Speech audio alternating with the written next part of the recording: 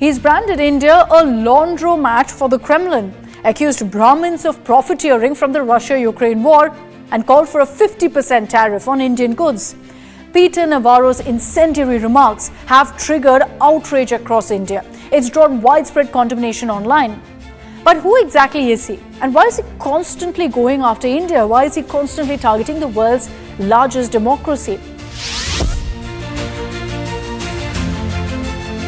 In recent months, Navarro has zeroed in on an unlikely target, India and Prime Minister Narendra Modi.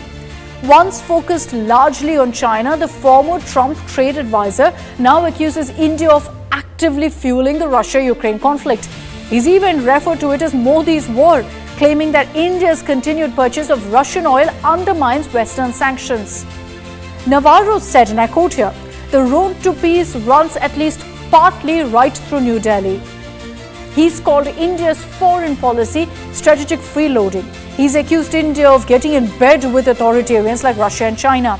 And not just this, he's also proposed harsh economic measures against India. In a recent post, Navarro wrote, and I quote, "We run a $50 billion trade deficit with India and they're using our dollars to buy Russian oil.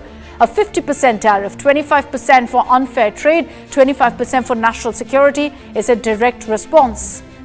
If India, the world's largest democracy, wants to be treated like a strategic partner of the US, it needs to act like one. But Navarro hasn't stopped at foreign policy or trade. He even stirred controversy by invoking India's caste system by saying Brahmins are profiteering at the expense of the Indian people. The comment triggered widespread backlash online, with critics accusing him of racism, casteism, and using a colonial Orientalist lens to attack India. But let's tell you who Peter Navarro is and why his voice matters. Peter Kent Navarro, born in 1949, is an American economist. Peter Navarro currently serves as senior counselor for trade and manufacturing to US President Donald Trump in his second term beginning January 2025. But it's not his first White House role. During Trump's first term, Navarro headed the Office of Trade and Manufacturing Policy and played a central role in shaping the administration's protectionist economic stance. So if you're assuming that he's always been Team Trump, not really. Navarro is actually a late convert to the Trump camp. From 1994 to 2016, he was a Democrat, a globalist. He was pro-trade, pro-choice, and critical of the religious right. Hard to believe. Navarro did his PhD in economics from Harvard University and went on to become a professor emeritus at the Paul Merage School of Business at the University of California. Early in his career, he served as a Peace Corps volunteer in Thailand from 1973 to 1976. In Santiago, he actually ran for public office 5 times, failed 5 times.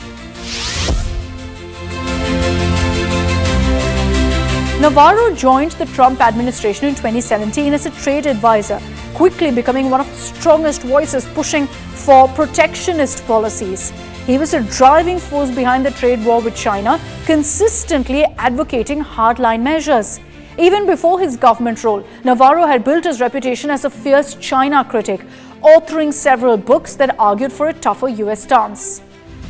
But he has had a controversial past because Navarro sought to overturn the 2020 presidential election, and in February 2022 was issued a subpoena twice by Congress. Navarro refused to comply and was referred to the Justice Department. In 2022, a grand jury indicted him on 2 counts of contempt of Congress. In 2023, Navarro was convicted on both counts. And so in 2024, last year, he was actually sentenced to 4 months in jail, becoming the first former White House official imprisoned on a contempt of Congress conviction. Peter Navarro is no stranger to controversy. From China to Congress and now India, his rhetoric has often crossed diplomatic lines. As tensions rise between Washington and New Delhi, many are asking, is Navarro just stirring the pot or signaling a harder line on India from the Trump administration? If you like the video, do like, comment, share and subscribe.